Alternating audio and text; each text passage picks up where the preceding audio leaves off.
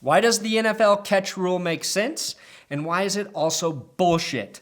That is the question, or questions, I will answer today. Welcome to That's Good Sports. I'm Brandon Perna, catching expert. As an 8th grade starting quarterback, I led my team in receptions.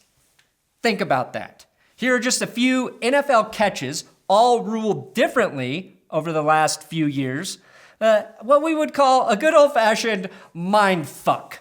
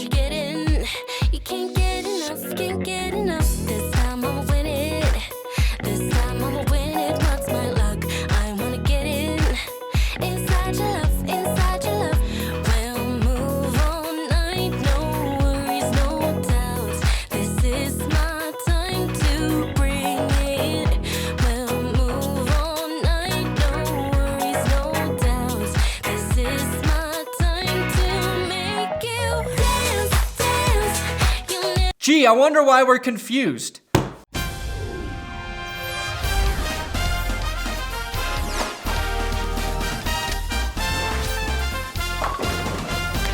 It doesn't matter how many times you show me this clip of Jesse James and say, well, he didn't complete the process of the catch because the ground negated the possession. I will see this play as a goddamn catch. I listened to former head of officiating Mike Pereira try and explain this nonsense on the Dan Patrick Show earlier this week. He stated the ground trumps everything. That if a receiver is going to the ground, he has to maintain possession after his body hits the ground, unless that part of his body is a knee, or unless he's already become a runner, but that does not apply to receivers going to the ground.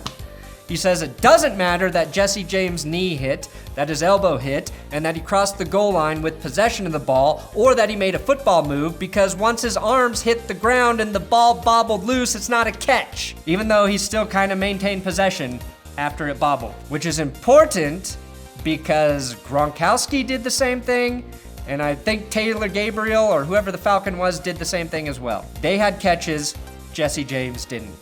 Now, I think many of us would argue that his initial contact with the ground was when his fucking knee hit, and that he did maintain possession, and had possession as he extended the ball across the goal line. I mean, he didn't just extend it, he pulls it down and moves it out.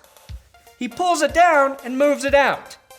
He has the ball in his fucking hands. He's doing something with the ball because he caught it. Now, honestly, I believe this is an easy fix. It's just about changing the way the rule is written. So you take out the way it is currently written entirely, because a player or a team should not be punished when a guy tries to make an athletic move on the field, unless of course it's Derek Carr in his tiny football hands fumbling while reaching for the pylon. Everybody agrees that's hilarious. To fix this rule, literally all the NFL has to say is this: NFL Catch Rule 2017 and beyond update, credit to Brandon Perna. Okay, credit to me. The new catch rule should read as such: a player going to the ground in the process of making a catch cannot use the ground to secure the ball to complete the catch.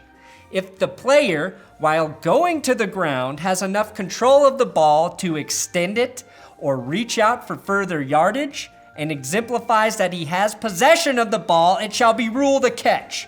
And if the ball comes loose when he hits the ground, standard fumble rules apply. The ground isn't better than our athletes and shall not fuck up great catches no more. The bottom line is, a catch in the NFL should be about control of the ball. If a player has enough time to do this with a football in hand, he has clearly completed the catch. The reason this rule is written this way is really for receivers diving for catches. But it's applied in situations like this one with Jesse James not diving, and even Dez Bryant's play where he caught the ball and then fell and had the ball knocked loose. This Dez Bryant play is a catch. I can say that, and I wanted the Packers to win that game. Dez caught the fucking ball, moved it over to one hand, and had the ground knock it loose. Anyone who has ever caught a football understands he caught that football.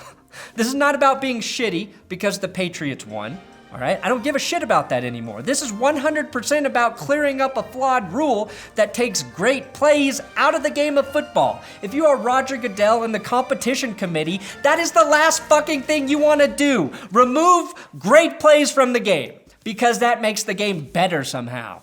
This Calvin Johnson play is a catch. It's pretty simple to see. He has a lot of control of the football the entire time he's making the catch, until it scrapes the ground. If the NFL competition committee doesn't think this is a problem, they're idiots. After we instate my rule, every catch I just showed you is still a catch, except for maybe the one by ROb Gronkowski. So even with the most perfectly worded rule, like the one I created, there's still gonna be times where there's a little bit of a gray area. You could argue with my rule that Gronk momentarily gains possession of the ball before it hits the ground and bobbles. How on earth does that count? A split second of possession and then this doesn't. You could also say the fucking ball skidded across the grass the entire time he was sliding on the ground, helping him secure the catch. Again, it's not about the Patriots here, but it's obvious that they have benefited from the ground because that's where Satan lives and that's who they have their deal with in these examples, while everyone else has been fuckarooed by the ground. That's how the devil puts it. Under my rule, Gronk's catch would be the only one here that is really up for debate. He's a diving receiver, and it could be argued he caught the ball before he hit the ground or that the ground helped him make the catch. That's fine. You're not gonna be able to remove that from football. And that's the thing, the current rule is really written for this exact scenario, and the refs still fucked it up. The rest of these should all be catches, including the Brandon Cooks catch on the sideline of the end zone. When he has the ball in his hands and has 2 feet in bounds, that's when I look at this and say, that's a really good goddamn catch. Sideline catches would have a separate rule, and it would be written like this. If a player makes a catch on the sideline with both feet in bounds and has possession of the ball before going out of bounds, it's a catch. Because why the fuck would anyone care whether or not a player holds onto the ball after hitting the ground out of bounds? That's like caring about calories after you've eaten an entire large pizza and a tub of ice cream. Deal with it. It's already in your body.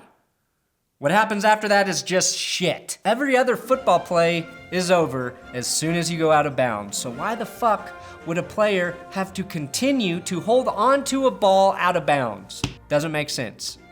Control of the football, having a knee down with control of the football, making a football move with the football, and breaking the plane of the end zone with control of the football should all be things more relevant than the ground bobbling a ball after a catch. They should be things that are relevant to determining whether or not a player has made a catch. And again, this has been a problem for a while, and the way this rule is written doesn't make the game of football better or more entertaining. And that's what the competition committee has been focused on every offseason, making the game better, safer, and more entertaining. Except this rule is a major outlier doing the exact fucking opposite. Maybe it makes it more entertaining because people bitched about this all week, but it definitely doesn't make the game better. And I just fixed it. And I'm giving that info to you free, NFL. This episode is sponsored by SeatGeek. There's a link in the description. If you use my promo code, that's good. You're gonna get $20 off your first ticket purchase. You can get tickets to any NFL game, concerts, comedy shows, whatever. You can get the tickets on SeatGeek.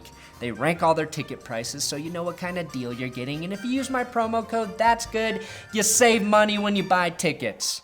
Don't tell me I didn't ever give you anything. If you agree with my rule, please subscribe here on YouTube. Share these videos on Facebook. I'm on Twitter at Brandon Perna if you want to talk footballs. If you want to talk damn footballs, I'm on Twitter. Look forward to 2018 when maybe they fucking fix this shit. I know I do.